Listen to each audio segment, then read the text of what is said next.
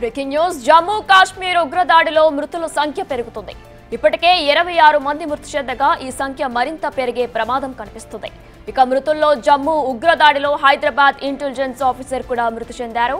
మృతుడు ఐబీ అధికారి మనీష్ రంజాన్ గా గుర్తించారు.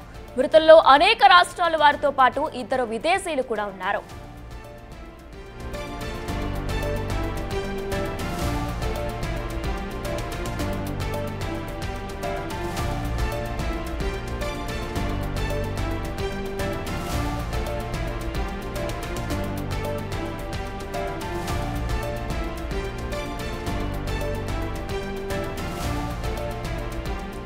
జమ్మూ కాశ్మీర్ ఉగ్రదాడిలో మృతుల సంఖ్య పెరుగుతుంది. ఇప్పటికే 26 మంది మృతి చెందగా ఈ సంఖ్య మరింత పెరిగే ప్రమాదం కనిపిస్తుంది.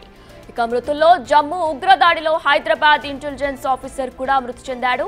ఇక మృతుడు ఐబీ అధికారి మనీష్ రంజాన్ గా గుర్తించారు.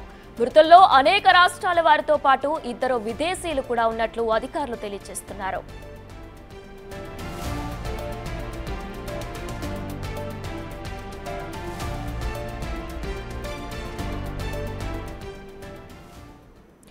ఇదే అంశానికి సంబంధించి పూర్తి డీటెయిల్స్ మా ప్రతినిధి అసోసియేట్ ఇన్పుట్ ఎడిటర్ నగేష్ అందిస్తారు. ఫోన్ లైన్ లో సిద్ధంగా ఉన్నారు ప్రస్తుతమైన.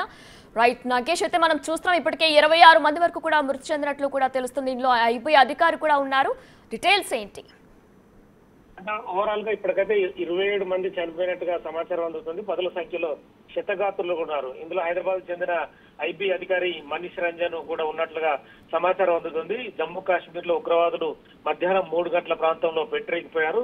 మొత్తం పర్యాటకుల్నే టార్గెట్ చేస్తూ వాళ్ళు కాల్పులు జరిపారు. ఇందులో మృతుల్లో విదేశీయులు కూడా పెద్ద ఎత్తున ఉన్నట్టుగా తెలుస్తుంది. హుటాహుటిన ప్రధానమంత్రి మోదీ సమీక్ష జరిపి అమిత్ షాని ప్రస్తుతం శ్రీనగర్ పంపించారు. శ్రీనగర్ లో అమిత్ షా సమీక్ష సమావేశాన్ని నిర్వహిస్తున్నారు. ఎందుకంటే జేడీ వాన్స్ అమెరికా ఉపాధ్యక్షుడు వాళ్ళ కుటుంబం ఇండియాలో పర్యటిస్తున్న నేపథ్యంలో ఈ దాడి జరగడం అనేది కూడా చాలా ఇంపార్టెంట్ ఇష్యూగా ప్రపంచం కూడా గమనిస్తుంటుంది. అమర్నాథ్ యాత్రకు ముందు కూడా ఈ దాడి జరగడం అనేది కూడా కొంత కలకలం రేపుతున్న అంశం కూడా. జూలై 3 నుంచి 38 రోజుల పాటు అమర్నాథ్ యాత్ర కొనసాగుతుంది. ఇప్పటికే పెద్ద ఎత్తున రిజిస్ట్రేషన్లు కూడా కొనసాగుతున్న పరిస్థితి. కాలినడకన గుర్రాల పైన కూడా చాలా మంది యాత్రికులు జమ్మూ కాశ్మీర్ నుంచి వెళ్తూ ఉంటారు. ఈ క్రమంలోనే ఈ దాడి తర్వాత మొత్తానికైతే జమ్మూ కాశ్మీర్ శ్రీనగర్ ప్రాంతాల్లో కూడా ప్రస్తుతం అయితే రెడ్ అలర్ట్ ప్రకటించిన పరిస్థితి. 144 సెక్షన్ విధించి ప్రతి అంశాన్ని క్షుణ్ణంగా పరిశీలిస్తున్నారు. ఇందులో ఏ ఉగ్రవాద సంస్థ ఇందులో ప్రమేయం ఉంది, పాకిస్తాన్ కి సంబంధించిన అంశాలు ఉన్నాయి, ఇంకా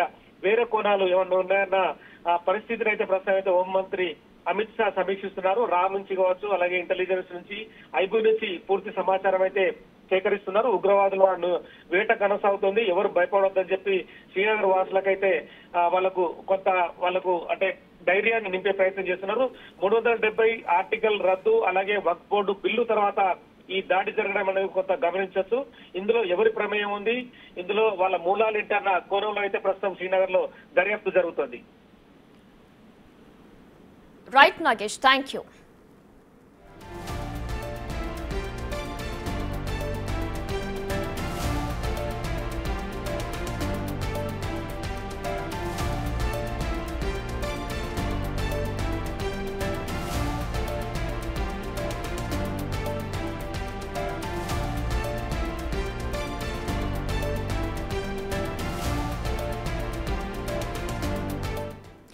ప్రస్తుతం జమ్మూ కాశ్మీర్ లో 26 ఇప్పటికే చనిపోయినట్లు కూడా తెలుస్తుంది. ఇక దీనికి సంబంధించి నరేంద్ర మోదీ కూడా సీరియస్ గా ఉన్నారు. దీనికి సంబంధించి ప్రతి ఒక్కరిపై కఠిన చర్యలు తీసుకుంటామని కూడా